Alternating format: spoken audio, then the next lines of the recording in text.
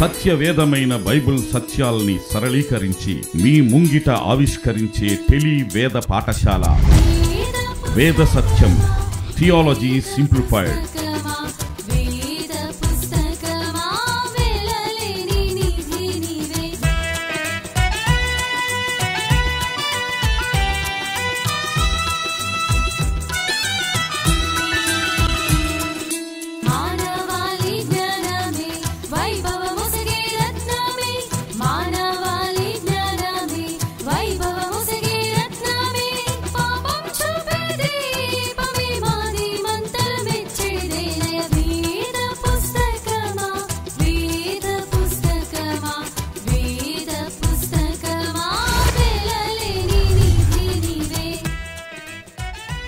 Veritas Bible Institute సమర్పిస్తున్నటువంటి వేద సత్యం కార్యక్రమానికి పునఃస్వాగతం.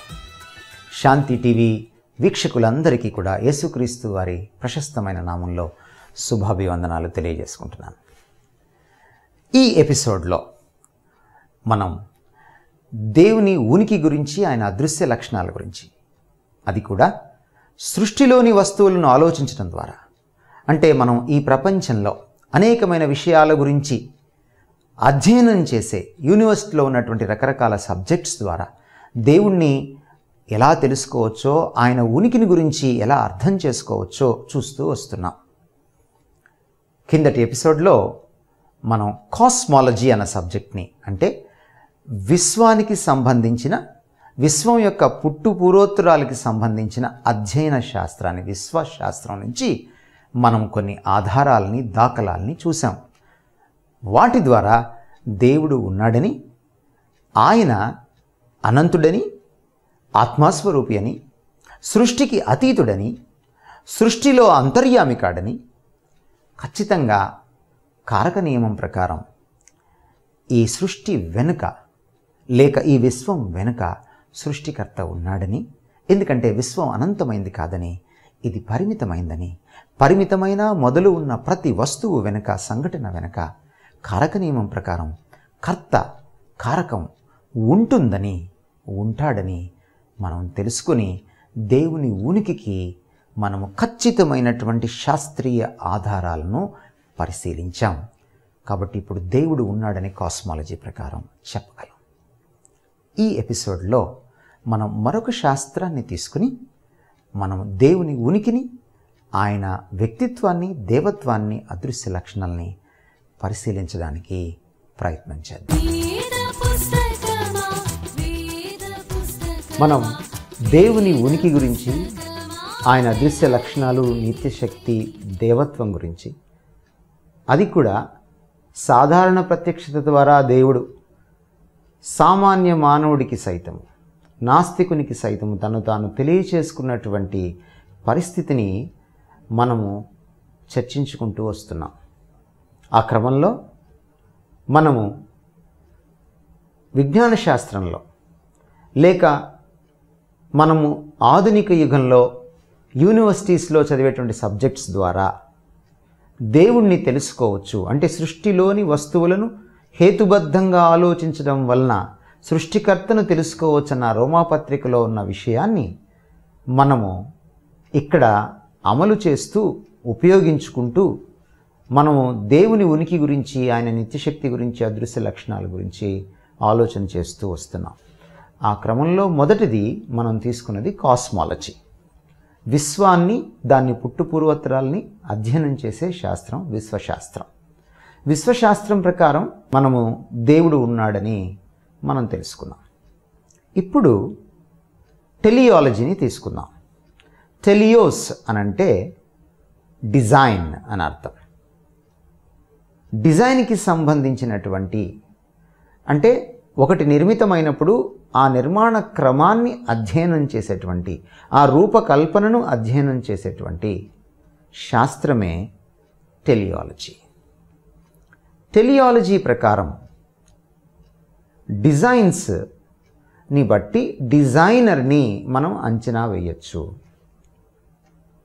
ఇప్పుడు సృష్టిని మనము పరిగణలోకి తీసుకొని ఆలోచన చేస్తే ఈ సృష్టిలో నిజంగా డిజైన్ ఉన్నదా?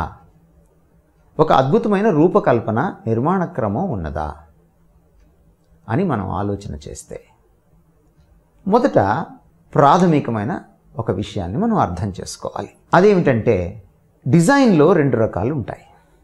మొదటిది సింపుల్ డిజైన్, అంటే సంక్లిష్టత లేనటువంటి సాదాసీదా డిజైన్. ఇది సహజ సిద్ధంగా కూడా పుడుతుంది, ప్రకృతిని బట్టి కూడా పుడుతుంది. అందుకనే మనము ఒక చెట్టు యొక్క ఫలాన్ని చూసినప్పుడు, దాని టెక్స్చర్ని చూసినప్పుడు, లేకపోతే చెట్టు మీద ఉన్నటువంటి ఆకులను, వాటి టెక్స్చర్ని, వాటి రూపాన్ని, ఆకృతిని చూసినప్పుడు కూడా మనకి రకరకాల డిజైన్స్ కనపడతాయి.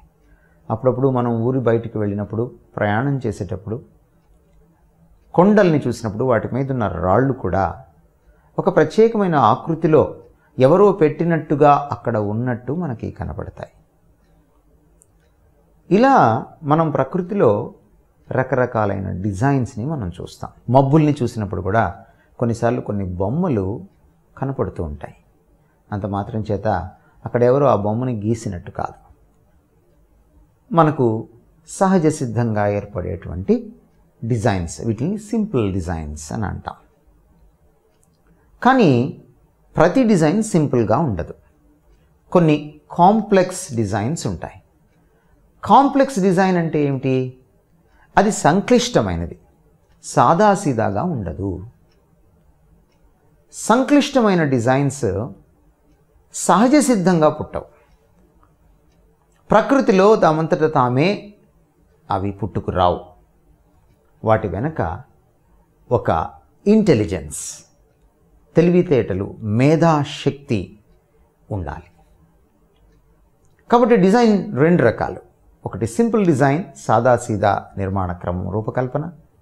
రెండవది కాంప్లెక్స్ డిజైన్, సంక్లిష్టమైనటువంటి నిర్మాణ క్రమం. ఒకవేళ మనం ఉదాహరణ తీసుకుంటే, మనము ఒక ఊరి బయటికి వెళ్ళి అడవిలోకి వెళ్ళిపోతే ఒక జలపాతాన్ని చూసామనుకోండి. జలపాతము సాధారణంగా మనకి సహజంగా కనపడుతుంది. కానీ జలపాతం యొక్క అందము, అది పడుతున్నటువంటి నీరు జాలువారుతున్న తీరు, ఆ చుట్టూ ఉన్నటువంటి ఆ రాళ్ళు, ఆ నీటి కింద ఉన్న రాళ్ళు, నీరు పడుతున్న విధానం, లేక చుట్టూ ఉన్నటువంటి పచ్చని చెట్లు, ఇవన్నీ కూడా ఒక అద్భుతమైనటువంటి చిత్రాన్ని మన కళ్ళ ముందుకు తీసుకొస్తాయి. మనం ఆ ప్రకృతిని చూసి ఆస్వాదిస్తాం. కానీ మనం ఎవరం కూడా ఆ జలపాతాన్ని ఎవరో చెక్కారని, సృష్టించారని, కావాలనే తమ తెలివితేటలతో, మేధాశక్తితో దాన్ని సృష్టించారని మనం అనుకోం. కానీ మనం అలా నది ప్రవహించి ఆ నది వెంబడి మనం వస్తే ఒక చోట ఒక డ్యామ్ కనపడింది అనుకోండి. డ్యామ్ని చూసి అది కూడా జలపాతంలాగే పుట్టింది ప్రకృతిలోంచి అని మనం అనుకోం. డ్యామ్ కింద టర్బైన్స్, ఆ టర్బైన్స్లోంచి విద్యుత్ శక్తి, ఆ విద్యుత్ శక్తి వల్ల ఒక సిటీనో, ఒక జిల్లానో అది విద్యుత్తును పొందడం, ఇదంతా కూడా సహజ సిద్ధంగా జరిగిందని మనం ఎవరం అనుకో. అలా అనుకుంటే అది హాస్యాస్పదం అవుతుంది. కాబట్టి జలపాతానికి టర్బైన్స్ ఉన్నటువంటి ఒక డ్యామ్కి చాలా వ్యత్యాసం కనపడుతుంది. అలానే ఈ విశ్వంలోకి మనం వెళ్ళి చూస్తే సంక్లిష్టమైనటువంటి డిజైన్ మనకి ఉంది అని అర్థమవుతుంది. మీకు కొన్ని ఇంకా ఉదాహరణలు ఇస్తున్నాను. ఇప్పుడు స్క్రీన్ పైన మీకు కనపడేటువంటి ఓ చిత్రం మీరు చూస్తే, దీన్ని అమెరికాలో ఉన్నటువంటి గ్రాండ్ కెన్యాన్ అంటారు. అంటే రాయి చాలా అద్భుతంగా ఒక ద్వారంలాగా, ఒక ఆర్చ్ లాగా ఎవరో చెక్కినట్టు, పెట్టినట్టు కనపడుతుంది. కానీ నిజానికి అది నీటి ఒరవడి వల్ల, గాలి తాకిడి వల్ల, ప్రకృతిలో సంభవించేటువంటి వైపరీత్యాల వల్ల, మార్పుల వల్ల ఏర్పడినటువంటి ఒక సహజ సిద్ధమైనటువంటి చక్కటి డిజైన్. ఇప్పుడు మళ్ళీ మీరు స్క్రీన్ పైన చూస్తే, ఇది కూడా అమెరికాలో ఉన్నటువంటి మరొక కొండ, మౌంట్ రష్మోర్ అంటారు దీన్ని. దీనిపైన 4 అమెరికా అధ్యక్షుల ముఖాలను చెక్కారు. ముందున్నటువంటి గ్రాండ్ కెన్యన్, తర్వాత ఉన్నటువంటి మనం ఇప్పుడు చూస్తున్నటువంటి ఈ 4 అధ్యక్షుల ముఖాలు చెక్కబడిన ఈ కొండ ఒకే విధంగా ఉన్న డిజైన్ అనంటే అది సరైంది కాదు.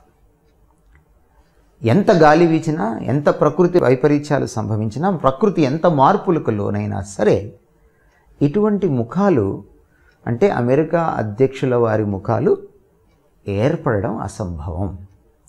దీని వెనుక ఎంతో మేధాశక్తి ఉన్నటువంటి, అనుభవం ఉన్నటువంటి, చాకచక్యం ఉన్నటువంటి, నిపుణత ఉన్నటువంటి ఒక శిల్పి ఉలి తీసుకుని చెక్కితేనే తప్ప, ఉద్దేశంతో ఒక ఉద్దేశాన్ని ఉద్దేశించి చెక్కితేనే తప్ప ఈ విధంగా 4 ముఖాలు రావు.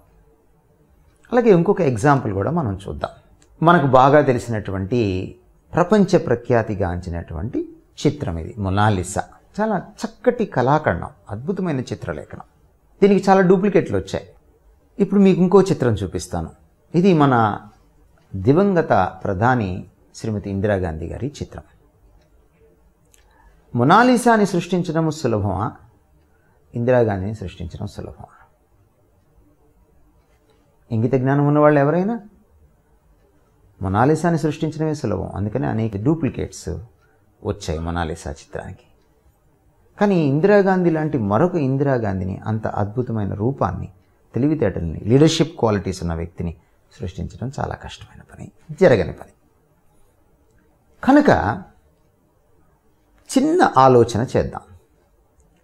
మొనాలిసా ఒక గాలివానలోనో, తుఫానులోనో, సునామీలోనో పుడుతుందా అంటే పుట్టదు. అది చిత్రకారుడు చాలా జాగ్రత్తగా, ఎంతో నైపుణ్యంతో గీసిన చిత్రం అది. మరి మొనాలిసా ఇందిరాగాంధీ గారి కంటే కాంప్లెక్స్ చిత్రం కాదు, సంక్లిష్టమైనది డిజైన్ కాదు. మరి ఆ డిజైనే ఒక చిత్రకారుడు లేకుండా ఉనికిలోకి రాదు అని మనం అంటే, మరి ఒక మనిషిని, ఒక అద్భుతమైన రూపాన్ని దేవుడు లేకుండా, ఒక అద్భుతమైనటువంటి దివ్య చిత్రకారుడైన దేవుడు, దివ్య శిల్పి అయిన దేవుడు లేకుండా ఉనికిలోకి ఎలా వచ్చింది అన్నది ప్రశ్న. ఇప్పుడు మరొక ఉదాహరణ మీకు చూపిస్తున్నాను. స్క్రీన్ మీద కనపడుతున్నటువంటి ఇది కెమెరాలో ఉన్నటువంటి అపర్చర్. అపర్చర్ అంటే ఏమిటి? కెమెరా లైట్ బయట ఎక్కువగా ఉంటే అపర్చర్ని క్లోజ్ చేయాలి. అప్పుడు ఫోటోగ్రఫీ సరిగా ఉంటుంది, చక్కగా ఫోటో వస్తుంది. ఒకవేళ లైట్ తక్కువ అయితే అపర్చర్ని ఓపెన్ చేస్తాం. అప్పుడు లైట్ ఎక్కువ లోపలికి వస్తుంది, ఫోటో చక్కగా వస్తుంది. ఇది సింపుల్ ప్రిన్సిపల్ ఫోటోగ్రఫీలో కెమెరా ఆపరేట్ అయ్యే విధానం.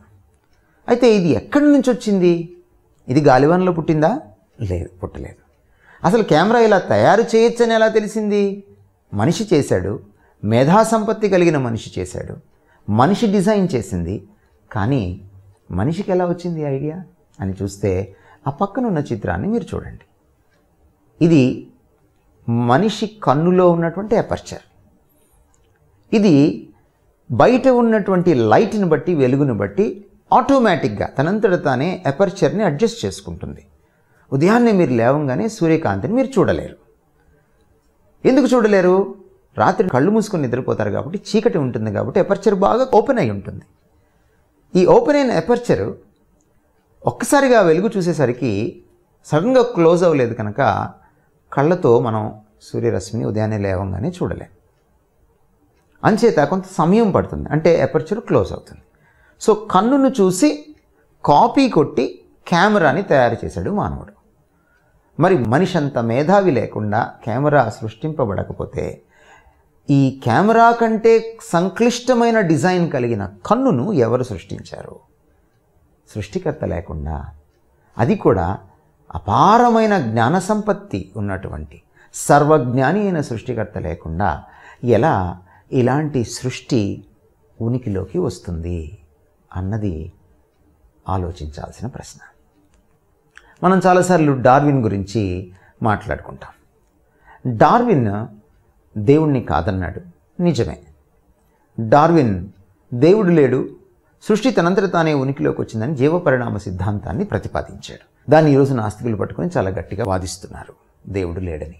కానీ డార్విన్ తన పుస్తకం, ఏ పుస్తకంలో జీవపరిణామ సిద్ధాంతాన్ని ప్రతిపాదించాడో ఆ పుస్తకంలో ఆయన చెప్పిన మాటలు ఏమిటంటే, కన్ను నిర్మితమైన తీరు చూస్తే నాకు ఈరోజు ఏమనిపిస్తుందంటే నా సిద్ధాంతం చాలా అసంబద్ధమైనది అనిపిస్తోంది. ఆ కన్నులో ఉన్నటువంటి మానవ కన్నులో ఉన్నటువంటి అద్భుతమైన నిర్మాణ క్రమం చూస్తే దీని వెనుక తప్పకుండా ఒక ఇంటెలిజెంట్ డిజైనర్, మేధా సంపత్తి కలిగినటువంటి ఒక సృష్టికర్త ఉండి ఉండాలి అన్న భావన 4వ అధ్యాయంలో ఆరిజిన్ ఆఫ్ స్పీషీస్లో వ్యక్తం చేశాడు. కాబట్టి మనకేం అర్థమవుతుంది? ఈ ప్రపంచంలో అద్భుతమైన సృష్టి క్రమం ఉంది. ఈ సృష్టి ఒక క్రమ పద్ధతిలో సృష్టింపబడింది. సృష్టిలో ఒక నిర్మాణ క్రమం ఉంది. ఆ నిర్మాణ క్రమం చాలా సంక్లిష్టమైనది. స్క్రీన్ మీద మీరు మరొక బొమ్మని చూడవచ్చు. ఇది యార్క్ మినిస్టర్ క్యాథీడ్రల్ అనేటువంటి చర్చికి సంబంధించినటువంటి రోజ్ విండో. ఆ చర్చ్ యొక్క కిటికీ పైన చిత్రకారుడు చెక్కినటువంటి బొమ్మ. ఇది కూర్చొని గీయాలంటేనే పర్ఫెక్ట్గా రాదు, వచ్చినా ఒక రోజంతా పడుతుంది. అంత సంక్లిష్టమైనటువంటి డిజైన్. కాబట్టి ఒక చిత్రకారుడు లేకుండా ఈ చర్చ్ విండో పైన ఈ డిజైన్ రావడం అసాధ్యం. ఇంతకంటే సంక్లిష్టమైన మరొక బొమ్మ మీరు స్క్రీన్ పైన చూడండి. ఈ బొమ్మ చూస్తే మీకేమనిపిస్తోంది? ఇది మానవ జీవకణంలోని DNA చిత్రం. ఇది ఇంకా సంక్లిష్టమైనది. చర్చ్ కిటికీ పైన ఉన్నటువంటి ఆ సుందరమైనటువంటి ఆ చిత్రం రావాలంటే ఎంతో తెలివితేటలు ఉన్నటువంటి, నిపుణత ఉన్నటువంటి చిత్రకారుడు చెక్కాలి. మరి DNAలో ఉన్నటువంటి ఈ డిజైన్ మీరు చూస్తే మానవ DNAలో, మరి దీని వెనుక చిత్రకారుడు లేడంటారా? కాబట్టి నాస్తికులు వీటికి జవాబులు చెప్పలేరు. ఈరోజు DNAలో ఉన్నటువంటి ఇన్ఫర్మేషన్ని ఇంగ్లీష్లోకి అనువదించి దాన్ని అచ్చువేస్తే 20 million pages of encyclopaedia Britannica ఎంత ఇన్ఫర్మేషన్ని తీసుకుంటుందో. 20 మిలియన్ అంటే 20 × 10 అంటే 200 లక్షల పేజీల ఎన్సైక్లోపీడియా బ్రిటానికాలో ఎంత సమాచారాన్ని అచ్చువేయచ్చో అంత సమాచారం అందులో ఉంది. ఒక చిన్న ప్రశ్న, DNAని డీకోడ్ చేయడానికి ఈ మధ్య జినోమ్ కోడ్ ప్రాజెక్ట్లో ఒక గొప్ప ప్రయత్నం జరిగింది.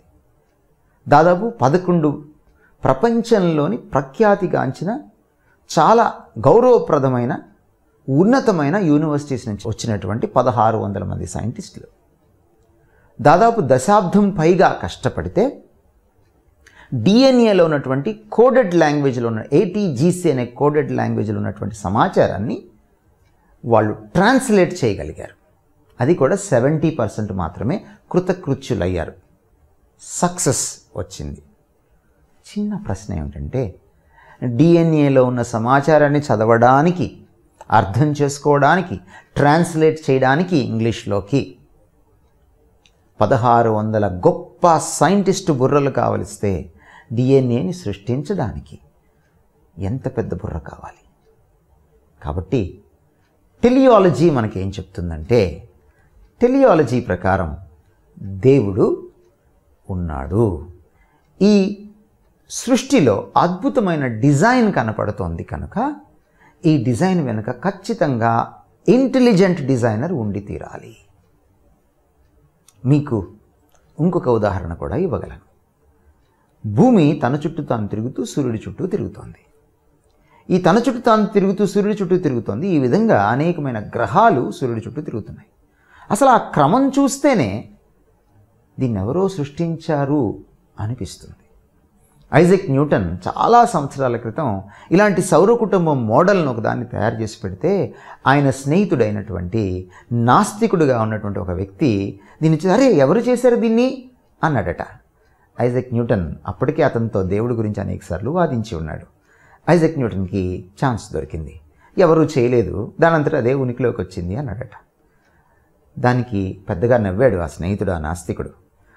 అరే, ఈ సౌర కుటుంబం మోడల్ ఇంత అద్భుతంగా తయారు చేసింటే ఎవడో చేశాడు అని అనకుండా దానంతటదే ఉనికిలోకి వచ్చింది అని ఎలా చెప్తావరా? ఇది ఎంత ఇల్లాజికల్, ఎంత అసంబద్ధమైంది, హేతువిరుద్ధమైంది. అప్పుడు ఐజాక్ న్యూటన్ చిన్నగా నవ్వి, మరి సౌర కుటుంబం మోడల్ని మనం చూసినప్పుడు ఎవరూ చేయకుండా అది ఉనికిలోకి రాదు అని నువ్వు నమ్మితే నిజమైన సౌర కుటుంబం ఎవరూ చేయకుండా ఉనికిలోకి ఎలా వచ్చిందంటావు అని అడిగాడు. కాబట్టి డిజైన్ని చూసినప్పుడు ప్రపంచంలో వెనక సర్వజ్ఞాని అయిన సృష్టికర్త అయిన దేవుడు ఉన్నాడని మనకి సుస్పష్టమవుతుంది. భూమి తనున్న స్థానం నుంచి 10⁻⁻53 సెంటీమీటర్స్ అంటే 1 సెంటీమీటర్ని 10తో కాదు, 100తో కాదు, 1000తో కాదు, 10,000తో కాదు, ఒకటి పక్కన 53 సున్నాలు పెట్టి విభాగిస్తే ఎంత చిన్నదవుతుందో సెంటీమీటర్, అంత చిన్న అతి సూక్ష్మంగా భూమి తన కక్ష నుంచి కొంచెం ముందుకు జరిగినా కొంచెం వెనక్కి జరిగినా భూమి మీద జీవం అసాధ్యమని ఈరోజు సైంటిస్టులు తెలుసుకున్నారు. ఇదంతా డిజైన్కి సంబంధించింది. ఇలా అనేకమైన ఉదాహరణలు మనం ఇచ్చుకోవచ్చు. కాబట్టి ఈ ప్రపంచంలో అద్భుతమైన డిజైన్ ఉన్నది. కనుక టెలియాలజీ ప్రకారం, డిజైన్ని స్టడీస్ చేసేటువంటి అధ్యయనం చేసే శాస్త్రం ప్రకారం ఈ విశ్వం వెనుక తెలివితేటలున్న సర్వజ్ఞాని అయిన సృష్టికర్త అయిన దేవుడు ఉన్నాడు అని విస్పష్టమవుతోంది. ఇది హేతుబద్ధమైన కంక్లూషన్. ఇది సైన్స్కి విరుద్ధమైంది కాదు, హేతువుకు అసంబద్ధంగా తోచేది కాదు. వచ్చే వారం మనం మరొక శాస్త్రాన్ని తీసుకుని మనం దేవుడు ఉన్నాడా లేడా, దానికి ఆధారాలు ఏమిటి, ఎటువంటి దేవుడు ఉన్నాడు అన్న విషయాలను మనం ఆలోచన చేద్దాం. ఈ చర్చను కొనసాగిద్దాం. వేద సత్యం కార్యక్రమాన్ని ఇప్పుడు దాకా చూసినటువంటి వీక్షకులందరికీ, శాంతి టీవీ వీక్షకులకు నా అభినందనలు. మళ్ళీ కలుసుకునేంత వరకు